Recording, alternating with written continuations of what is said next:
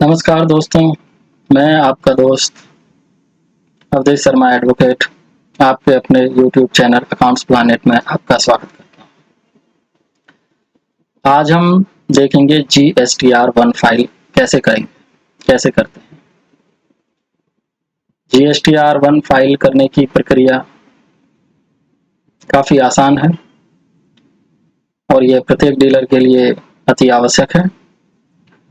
Basically GSTR1 में क्या भरा जाता है? GSTR1 में हमारा सेल का डेटा जाता है। जो हमने निर्धारित महीने के लिए सेल की है वो डेटा हमारा GSTR1 में जाता है। GSTR1 भरने के बाद उसी बेस पर हम GSTR3 भी भरते हैं। जो सेल हमने GSTR1 में दिखाई है वही हम 3B में डालते हैं। तो दोस्तों आइए चलते हैं, देखते हैं किस तरह हम GSTR1 भरते हैं। इस तरह आपका डैशबोर्ड आता है जब भी आप लॉगिन करते हैं अपने लॉगिन आईडी पासवर्ड से, और ये आपका file returns financial year 21-22 2021-2022 quarter, first quarter, month, April, search. जिस भी मंथ के लिए भरना है वो मंथ आप यहाँ पर करके और सर्च कर दें।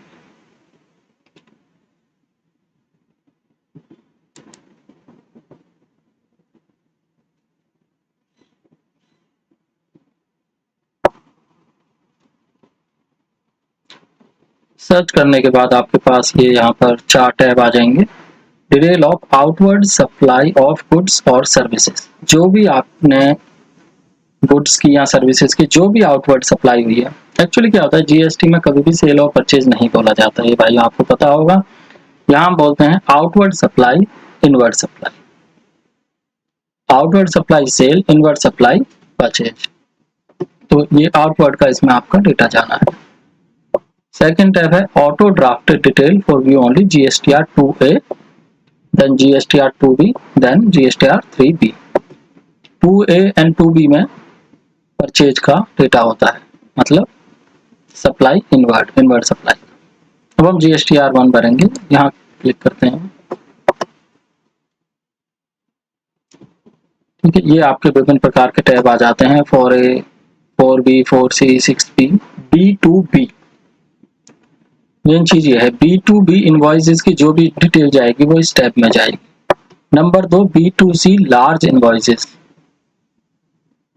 अब होता क्या है B2C लार्ज इनवॉइसेस का मतलब है कुछ लार्ज इनवॉइस होते हैं जो 2.5 लाख से ऊपर के हैं।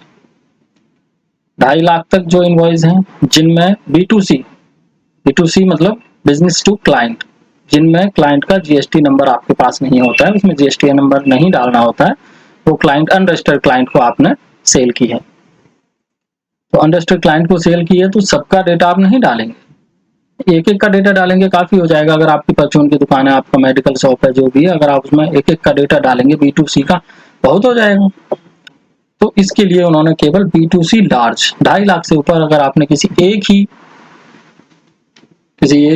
उसको सेल करी है तो वो इसमें आएगा। डेबिट नोट, क्रेडिट नोट अगर कोई आपको रिसीव हुआ है इसमें डालेंगे। Debit note, credit note unregistered का जो होगा इसमें डालेंगे। एक्सपोर्ट का इनवॉइस आप इसमें नहीं डालेंगे, एक्सपोर्ट का इनवॉइस आप यहाँ डालेंगे। अमेंडेड B2B इनवॉइस, अगर कोई अमेंड हुआ है, लास्ट मंथ में आपने डाला कुछ था लेकिन कुछ अमेंड हो गया तो वो कॉरेस्पॉन्डेंस इनवॉइस डाल के और उसका अमेंडमेंट इनवॉइस आप यहाँ डाल देंगे। अमेंडमेंट B2C लार्ज, B2C वो 2.5 लाख वाला लार्ज, B2C 2.5 लाख वाला लार्ज, अगर वहां कोई चेंजेस हुआ है, कोई अमेंडमेंट हुआ है तो आप इस टाइप में डालेंगे। अमेंडेड एक्सपोर्ट इनवॉइस, ये टेबल नंबर 6A 9A। अगर किसी एक्सपोर्ट इनवॉइस में कोई चेंजेस होता है तो आप यहाँ अमेंडमेंट होता है तो आप 9A में डालेंगे। Amendment debit note, credit note registered, ये डेबिट नोट 9B में अगर आपने कोई डेबिट नोट क्रेडिट नोट डाला था, अब उसमें कोई अमेंडमेंट आ गया है तो वो 9C में आप डालेंगे। Amended credit note, debit note unregistered 9B का कोई अमेंडमेंट है तो आप 9C में डालेंगे।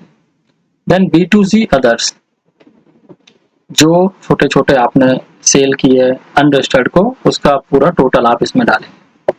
नील डेटेड सप्लाई, कोई नील डेटेड सप्लाई की है, टैक्स लायबिलिटी एडवांस रिसीव में आपको पता है अगर आपने कोई एडवांस भी रिसीव करें तो वहां भी आप जो है जो आपने एडवांस जितना रिसीव करा उसका आप जीएसटी जमा करते हैं तो वो आप यहाँ डाल।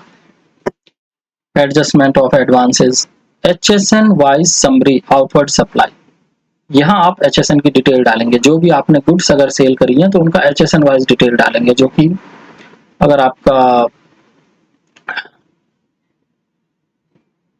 बिजनेस काफी ज्यादा है तो उसमें वो होता है। डॉक्यूमेंट इशू, जो भी आपने इनवॉइसेस इशू करे हैं, debit note credit note issue करे हैं, वो सारी डिटेल आप इसमें डालेंगे। Amended tax liability, amendment of adjustment of advance, advance का डाला था आपने, अगर उसमें कोई अमेंडमेंट हुआ है। अमेंड B2C अदर, छोटे B2C में जो ये 7 B2C अदर्स में अगर कोई अमेंड हुआ है तो यहाँ डालेंगे। अब इसमें मुख्यतः हमारे काम की जो है नॉर्मली, काम की तो सब होती हैं, नॉर्मली केवल 2 टेबल आपके काम की हैं, 4A B2B इनवॉइसेस वाली and B2C others.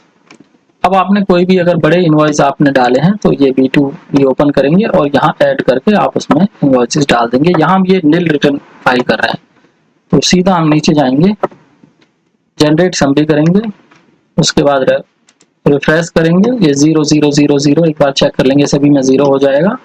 Then file return करेंगे, ये डिक्लेरेशन पर आप क्लिक करेंगे, नाम वो करेंगे DSC, कंपनी के केस में DSC लगता है आपको पता है। अगर आप इंडिविजुअल हैं, प्रोप्राइटरशिप है तो या पार्टनरशिप है तो EBC से आपका काम हो जाएगा। इलेक्ट्रिक वेरिफिकेशन कोड जो आपके मोबाइल नंबर और मेल आईडी पर, जो मोबाइल नंबर और मेल आईडी रजिस्टर्ड होती है उस पर ये आता है, तो आप EBC जनरेट करेंगे। EBC जनरेट के बाद आप क्लाइंट को संपर्क करेंगे, क्लाइंट आपको ये आपका EBC दे देगा।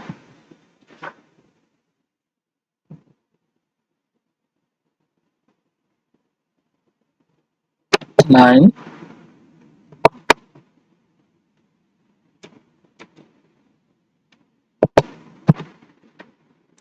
वेरीफाई करेंगे, ये आप देखेंगे यहाँ ग्रीन में GST और GST फाइल, ये फाइल का स्टेटस आ गया। आप जाकर चेक कर सकते हैं रिटर्न डैशबोर्ड पर भी, फाइल रिटर्न अप्रैल का हमने फाइल किया था, अप्रैल GSTR1 फाइल।